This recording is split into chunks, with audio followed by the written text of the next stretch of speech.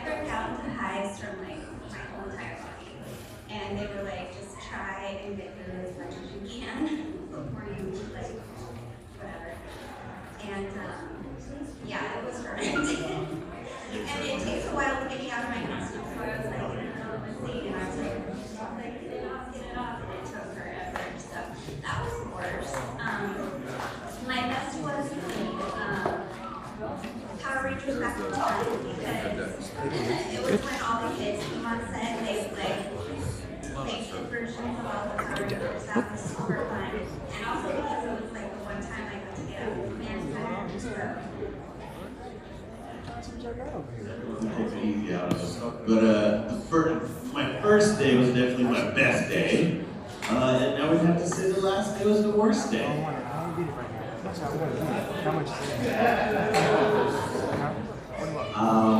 My best day on set was the first time I put the suit on. I was in the trailer, just looking at myself in the mirror for about 15 minutes, doing a bunch of different poses. I actually got lost in the moment and forgot I actually have to go to work. I had to come knock on the door like, Kev, you okay? Yeah, I'm good, I'm coming.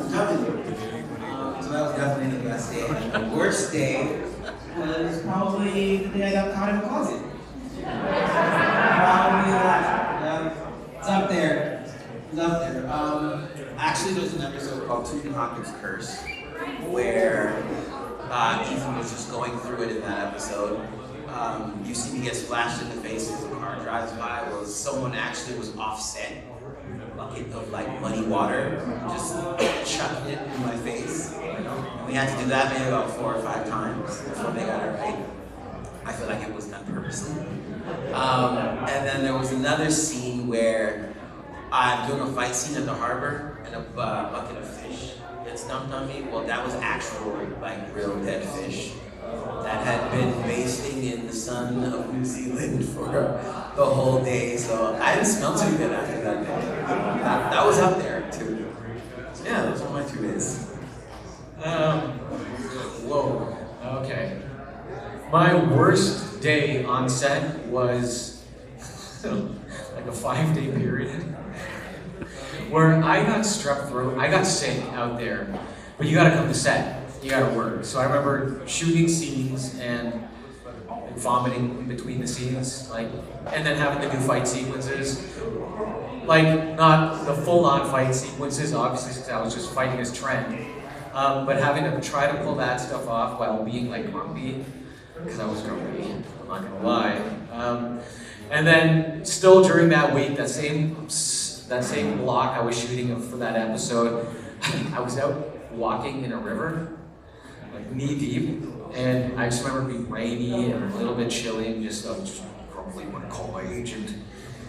I was being a diva, and I'm proud of it because it was cold, and there were what are those stinging? What were the electric eels? I had to navigate my way through that, not feeling well. That was my worst day / week on set. Honestly, I have two answers for the next part of that question. I'm gonna try to be brief. Shooting Dino Thunder, probably when I got into the groove of playing Trent as the bad guy, I had this awesome day on set with Miriam, who played Elsa.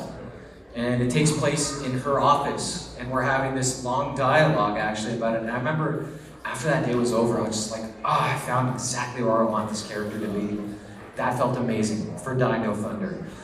And then the last part of that was bittersweet because the only reason I went and did the 25th anniversary is because Kevin actually got a call first. And Kevin messaged me and asked me if I spoke to them. But by this time, like, Kevin, you've been with your agent since the start. I've already switched agents a few times over this time period. And so Kevin gave me a number to call them, to let them know that I could be available if they're interested because they wanted to do this team up. They were finding out who would be interested in going back. So only through Kevin, my agent, my agent friend Kevin, manager, my agent actually got in touch with them and they brought me back. And Kevin didn't get to go back. So he sacrificed his opportunity to go back to Auckland, New Zealand, so that I could go, thank you, I love you for life, you know. I just told you I loved you in front of the Oxford crowd. Okay, fine, we'll take for now. But going back to Auckland, a place I always thought of as a second home, and then seeing some of my favorite people out there who I didn't realize was going to be doing this team up all out there at once was probably the next favorite moment, to just go back after all that time and then to see the people that I got really close with through the tour and all us get to say a line together was pretty awesome, right? I remember with Cardenas, like in the trail, I'm like, you ready for your line today? He's like, oh yeah, how about you? I'm like, yeah, and I flubbed my line still, which was funny. Do you remember the mumbling sequence?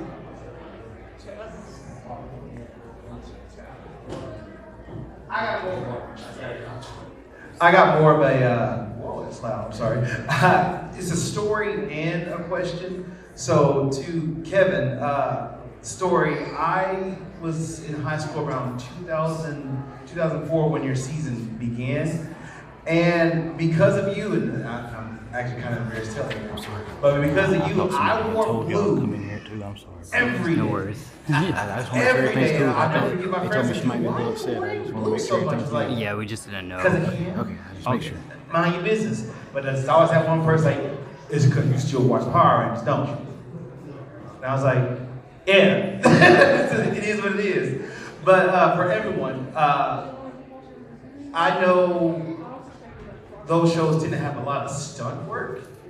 Is there any stunt work or fight scene that you wish you could have done with the explosions or non-explosion or jumping off, kicking someone? No, because that stuff looked like it was very easy to hurt yourself, and I didn't want to get hurt. I mean, there was some stuff we did want to do, and just for safety reasons, they wouldn't allow it because one of us gets hurt. You know, you have to stop filming, and that's a lot of money down the drain. So, I mean, there's definitely things that you look at and you're like, I feel like I could have did that, but just kind of have to bite the bullet. You know? I would say with Turbo and Space Crew, we loved to fight. Like, we wanted to do more fighting because most of us were martial artists. So we would always get excited when we'd see the fight scenes and that we get to do, fight scenes that day, but like he said, they kept it to a minimum because they didn't want us to get hurt. But yeah, I wish we could have fought more, to be honest. And they also kept like kicks and stuff low, and no head kicks would have been nice to do some knockout kicks. But exactly. So yeah, our whole squad would love to do more fight scenes for sure.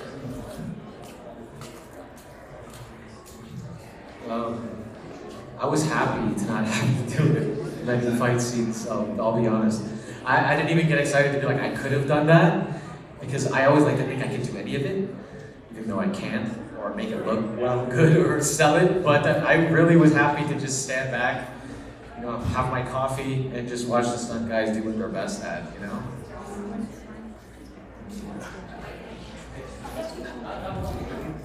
Another question?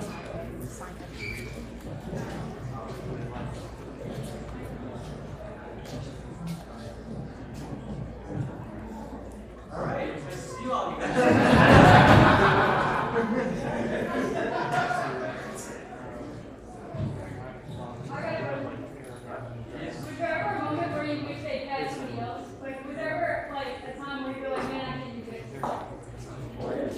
Yeah, I was in the closet.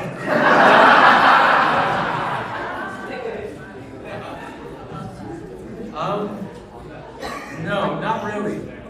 Any chance you get to feel like you're participating in your dream, you just kind of don't take for granted. Now that being said, we're human. So there's days, probably at like the 60% part of the shooting schedule, where you're a little tired of just, going in, sitting around, doing the same thing. But those moments are so small in comparison to like the fact that you get to like do things that you've been working really hard for most of your life to get there, So yeah, no moments taken for granted really, except for those diva moments. But we're allowed to have those. Pretty much the same. I mean, there's moments, but at the end of the day, you are kind of living a dream. I would say getting up early, there's some early calls where we need to be on set by like 4:30, so we can, get through hair, makeup, and everything's good, by sunrise. But what happens too is just really beautiful. You're at like these rock quarries at, sunrise. It's really beautiful, but you get that part, you're like, but no, that would be just moments. I have to say that I questioned my life choices every day that I put that costume on. But like you said, like when you're living your dream, like you bypass all the uncomfortable parts.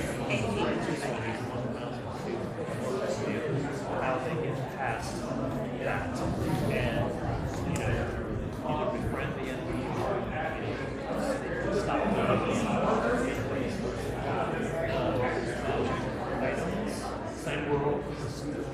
when you joined acting and you got to meet some of your idols, what was it like meeting them for the first time?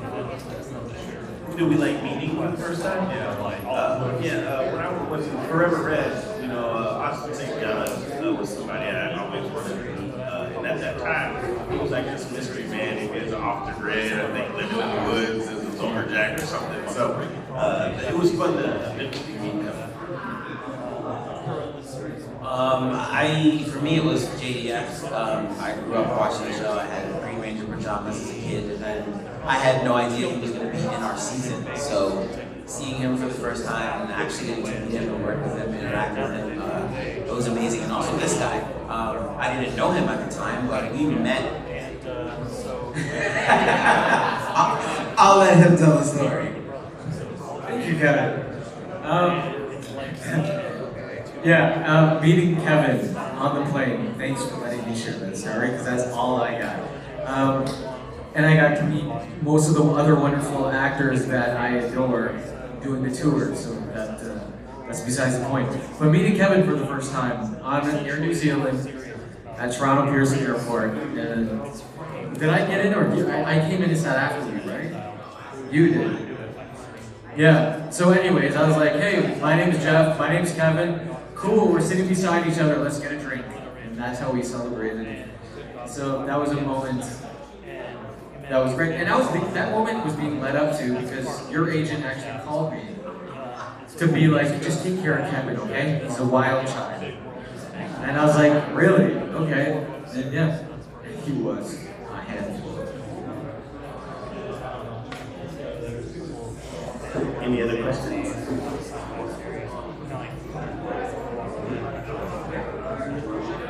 Guys, in Dustin Thunder.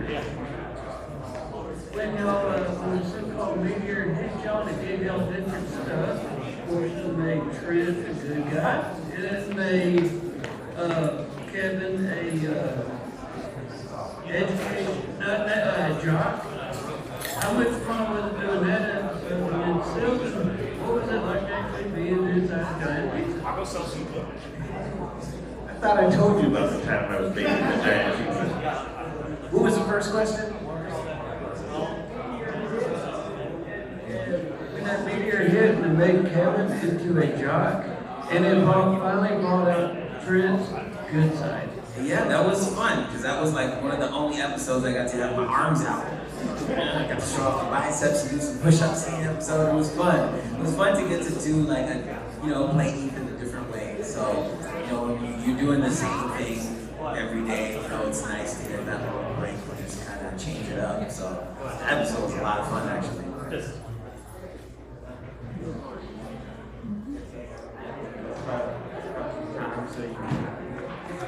All right, well, I want to thank everybody for coming out.